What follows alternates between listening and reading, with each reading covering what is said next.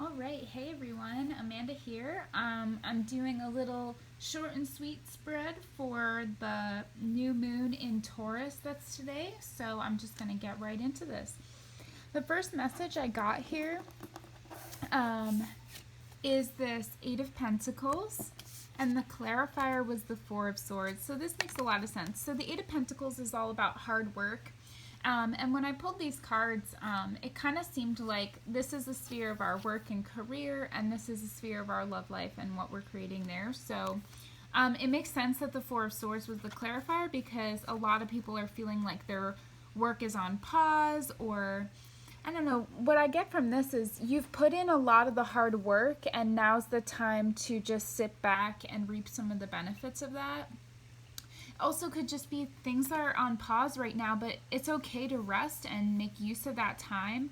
I feel like your mental energy really needs a break, and that might actually help you get clear on what the next steps are and where to put your focus on as far as work and career goes moving forward. So please do make sure you're giving yourself that pause. I think it's going to be really important going forward in order to make a plan for what things are going to look like from here. And new moons are great times to set intentions and kind of dream new dreams and make new ideas. So I'd really recommend that, spending more time maybe visioning or dreaming about the next steps you want to take, maybe career-wise or business-wise, taking that time to make the strategy, but not necessarily using this time to implement it just yet. So I got here the Two of Cups as well. So the Two of Cups is the card of balanced, harmonious partnership. It's an equal give and take. It's a balance also of our inner masculine and feminine energies. So the part of us that knows how to be receptive and intuitive, connecting in a harmonious way with the side of us that takes action and makes things happen in the physical. So this is a really heart-centered connection. So I'm being drawn to this bloom down here. So I do feel like whether it looks that way or not, this is a time when a lot of love is really blooming in people's lives. And especially with this new moon, I feel like it's a good time to really dream of that dream love that you're hoping for, and maybe try to focus back in on that partnership, and also on the inner balance inside of you. So we interact in healthier ways with the people in our life when we are balanced within. So I feel like that's what that card is about. And it came with the Mother of Wands. So very interesting. Our physical world resources are kind of being put on pause. It's saying, hey, don't move forward with that really. Take a rest in the sphere of career. But when it comes to love and relationship, it's saying Mother of Wands she's a take action kind of energy, but she takes action on her intuitive guidance. So this is a really empowered type energy, understanding that you really wield the wand. You are the master of your own life in a lot of ways. So maybe there are some action steps to take in the sphere of love and relationship, even if it's just actively appreciating those people who are there for you in your life more than maybe you had before. I feel like a lot of people's eyes are opening to that at this time. And it's really interesting because I actually got the Mother of Wands, Queen of Wands. This is the same card, so it's a double message. So it could be that you are being asked to tap into this energy more, or there's some kind of fiery type person who's coming into your life to shake things up.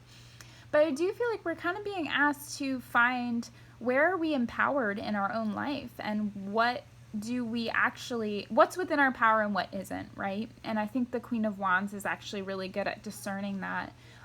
But when she knows there's something she can take a step towards as far as manifesting her dreams, as far as following her spiritual path, she's going to take it and go full speed ahead.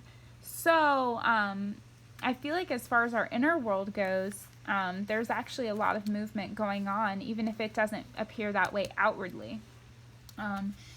Very interesting. So this Queen of Wands was clarified with Five of Cups, the Chariot, to Six of Cups. So this is really interesting because it's a movement. So the Five of Cups is a card about grief and a lot of sorrow.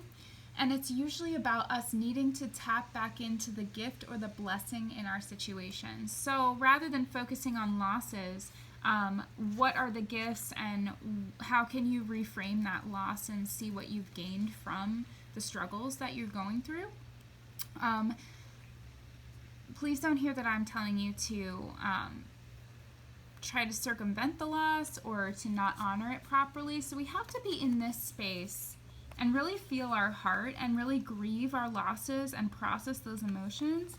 But I think once we do, again, like Queen of Wands takes action. So once we really commit to that inner journey, the Chariot's about moving forward really decisively and really quickly once a decision's made. So I do feel like you're not going to stay stuck in this grieving period. It's going to get moving and move forward fast, and it's going to be a big Chariot's major arcana, so that's like a big shift, and that's awesome. I love that. And I love that it's moving from the Five of Cups to the Six of Cups. So you're progressing on your journey. And the Six of Cups is often about some theme or someone from our past returning into our life in order to offer us something or allow us to maybe look at things in a new way. It can also be about tapping back into our inner child and being a little bit more playful, and remembering maybe who we were as a child, the things that we loved, indulging in that space, because children are very resilient, and children also have an open mind and they're willing to learn and change and grow. So I feel like we're moving from maybe this what feels like a little bit more stagnant space, maybe just staying stuck in some old energy and old sadness, and then once we can kind of embody this Queen of Wands energy and take our power back, moving into the Chariot, so full speed ahead towards some kind of offering, emotional offering. Sometimes the Six of Cups can also indicate a reconciliation with somebody that you've been estranged from or somebody that you've had some issues with. So there might be some healing and forgiveness coming your way, which is really awesome. What I love here too, when I first went to pull these clarifiers, when I split the deck, I saw the Star and the Naked Heart under it. And I just felt like this was a special message for us. So the Star is the visionary, the dreamer. When I pull this card, I always think about like wishing on a star and the hope and promise that we feel when we do that. And the Naked Heart is exactly what it sounds like. It's like going at life with your heart wide open, your heart on your sleeve, vulnerable, willing to express, not afraid to be who you are. And these cards really go together rather well. It's about really dreaming of the life that you want and allowing yourself to believe that it's possible, and then being willing to kind of bare your soul and being willing to maybe take the brave steps that it takes to bring that dream into reality. I think the world only changes when people are brave enough to change it. And it starts with being open and honest and vulnerable with ourselves and being willing to lay ourselves bare and see ourselves for who we really are individually. And then we start to open up on a grander scale. And so I really feel like there's some kind of major dream or wish that's about to come true, but it's going to require some vulnerability and honesty and that naked heart that is really so beautiful. I think a lot of times we worry that if we show those parts of ourselves to other people, they're going to reject it. But the times in my life that I've been brave enough to show people those parts of me, I've never regretted it. And it's actually led me closer and closer to, who I really am and who I really want to be. So let yourself receive that now.